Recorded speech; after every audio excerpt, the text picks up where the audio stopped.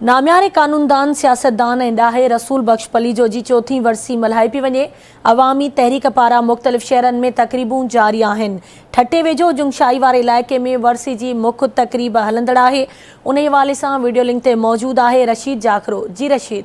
हाजी सिंध जे मान क़ौम परस्त अॻवान ॾाहे तारीख़दान अवामी तहरीक जे सरबराह मोहतरम रसूल बख्श पलीजे जी चौथीं वरसी के मौके ते असां हिन वक़्तु जंगशाई में मौजूद आहियूं।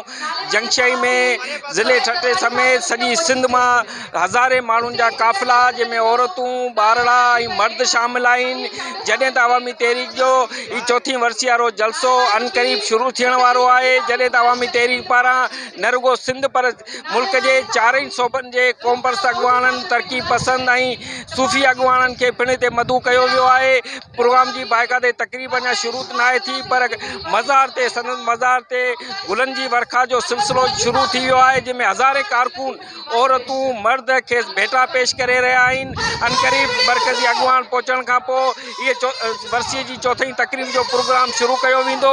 असां तव्हांखे ॾेखारियूं पिया त सिंध जे मुख़्तलिफ़ ज़िलनि मां हज़ारनि जे तइदाद में काफ़िला अचनि पिया ऐं जंगशाई शहर जंगशाई जो जबल अॼु पलीजे जे नारनि सां गूंजी वियो आहे। जी।